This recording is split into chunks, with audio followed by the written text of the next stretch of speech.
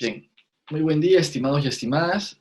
Mi nombre es Rafael Chanján, profesor de la Facultad de Derecho de la Universidad Católica y coordinador de la línea anticorrupción del IDEPUC. Pues bien, en esta oportunidad quiero brevemente comentarles algunos alcances jurídico-penales respecto de los delitos de acaparamiento y especulación que recientemente han sido aprobados por parte del Congreso, el Pleno del Congreso, y que respondieron a sendas iniciativas legales de congresistas y también del Ministerio Público, la Defensoría del Pueblo. Pues bien, para empezar con el delito de acaparamiento, habría que mencionar que este es un delito que se encontraba derogado desde el 2008 y que ha sido reincorporado al Código Penal entonces, y que actualmente sanciona al que provoca escasez o desabastecimiento de bienes y servicios esenciales para la vida y la salud de las personas, mediante la sustracción o acaparamiento, con la finalidad de alterar los precios habituales en su beneficio y con perjuicio de los consumidores. Será reprimido con pena privativa de libertad, no menor de 4, ni mayor de 6, y con determinados días multa. Pues bien, lo primero hay que tener en cuenta que este delito de acaparamiento no hace referencia expresa ni a una situación o estado de emergencia, ni a la necesidad de una fijación de precios. De manera expresa, no señala este tipo penal del 233 ninguno de estos dos aspectos.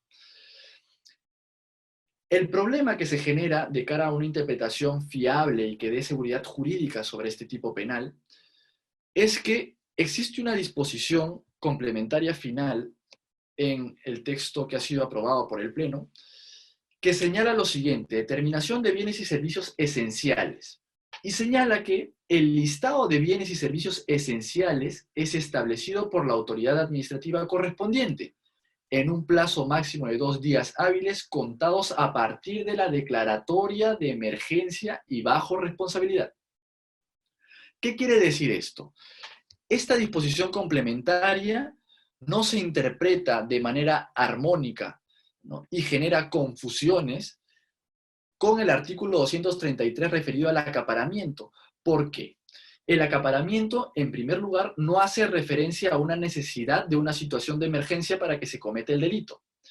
Y número dos, porque el acaparamiento del tipo penal no hace una remisión a una norma administrativa. ¿Ok? Por tanto, abre la posibilidad de varias interpretaciones. Unas que digan que es necesario tener una declaratoria u una resolución de alguna entidad administrativa, que no se sabe cuál además, porque la disposición complementaria y tampoco el tipo penal de acaparamiento menciona quién es la entidad que tiene que emitir eventualmente este listado de bienes y servicios esenciales. Y también puede haber otra interpretación, que es la interpretación que personalmente yo considero que debería realizarse, y que es la interpretación además que se encuentra, por ejemplo, recogida en el Código Penal español o en Colombia, que es que para saber cuáles son estos bienes y servicios esenciales, se tiene que recurrir a una interpretación de un elemento normativo cultural como lo es este. Este es un elemento normativo cultural que, en base a, por ejemplo, la contribución de peritos expertos en estos temas, los jueces y los fiscales puedan llegar a la convicción de cuáles son estos bienes y servicios esenciales para la vida y la salud de las personas. ¿Okay? Además, en España, por ejemplo, han habido sendos pronunciamientos jurisprudenciales de operadores de justicia que han establecido en un caso concreto si ese bien o servicio era esencial. En su caso se dice bienes de primera necesidad, de cara a la aplicación o no de un delito de acaparamiento. Eso por un lado. El segundo tema es el referido al delito de especulación.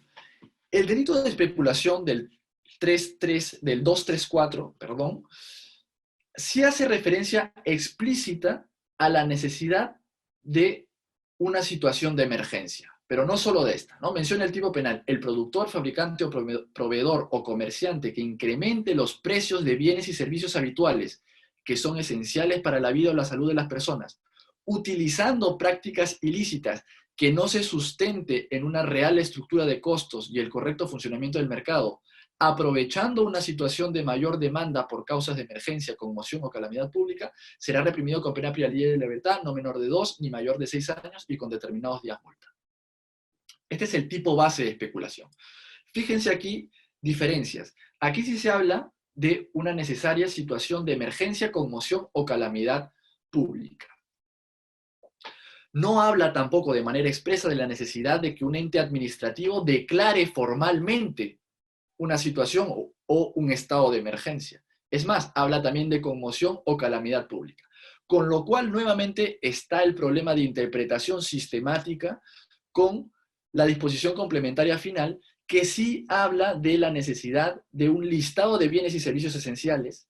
Ojo, no habla en ningún momento de la necesidad de fijar precios o de tasar precios por parte de la autoridad administrativa. Eso no lo dice de manera expresa ninguna parte del texto que ha sido aprobado en el Pleno, y que sí decía, por ejemplo, la anterior regulación del delito de especulación, y que lo hizo inviable e impracticable en la realidad. Y además habla de la necesidad de la declaratoria de emergencia. Pero claro, tampoco fija cuál es la autoridad administrativa que debe declarar esta emergencia. Con lo cual se genera un nuevo problema y confusión a la hora de interpretar este tipo penal y también la propia disposición complementaria.